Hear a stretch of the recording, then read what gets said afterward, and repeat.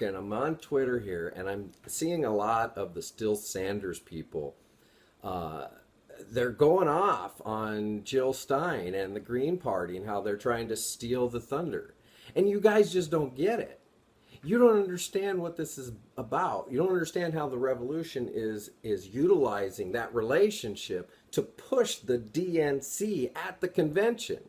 Okay, you still Sanders people, you have to say we're still Sanders until July 29th. If he's not the nominee, then screw you. We're not going to vote for Hillary Clinton. We're not going to vote for Donald Trump because neither of them hold any of the values that we pull forth. Now, his initiative for ourrevolution.com to support all these candidates has nothing to do with the presidential election if he is not the nominee. Okay? It's very simple.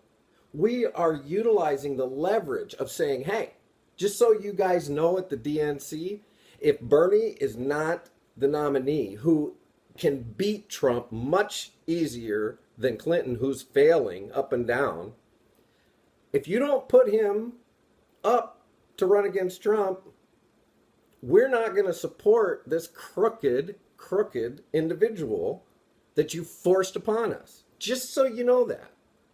And if we walk into the convention with that attitude and we put that up on social media now, saying, you know what, if you guys don't play ball, we're not playing ball. And they know that there's going to be a mass exodus on July 29th, my birthday.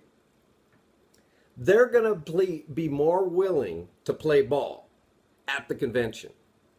But you're just resisting, saying, no, I don't like them, I don't like them, I don't like them, it's only Bernie.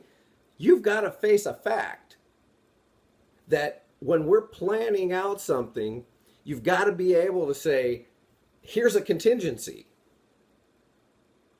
They think you're just going to fall in line because you haven't said that there's another option that you're going to take if they don't keep their word, or if they don't do the right thing, I should say.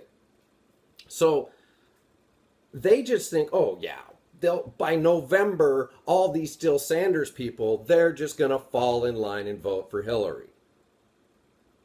So if you really want to put the fight to them at the convention, don't resist this. Cornel West endorsed Jill Stein. He's one of the top guys for Bernie, right? And Nina Turner's meeting with Jill Stein. Do you think that there's nothing going on behind the scenes? You think Bernie doesn't know what he's doing? He's playing chess.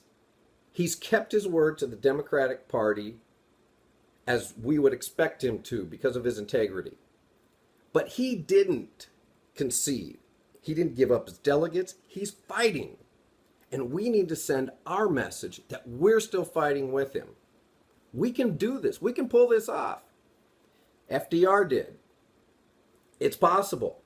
Every day something new comes out. There's more of Hillary and Trump going back and forth, just battling each other over who's worse than the other.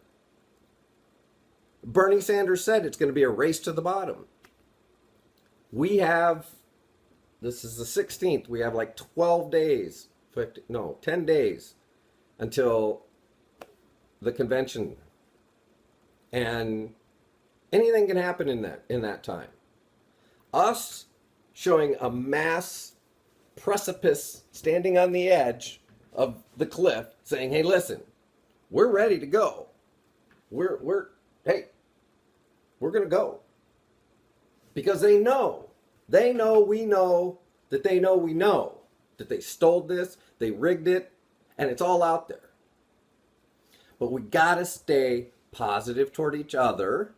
We've got to stay supportive of each other. We've got to stay supportive of other people, other groups, including the Green Party, that carries our same values and supports the same things. Because this isn't about Bernie Sanders, remember. He said, this is not about Bernie Sanders. This is about a political revolution. And that's what we're doing.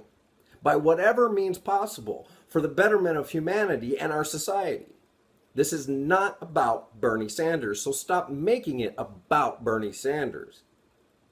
Our fight to put him in office is about Bernie Sanders. But the revolution is not about Bernie Sanders. So quit mixing the two. All right?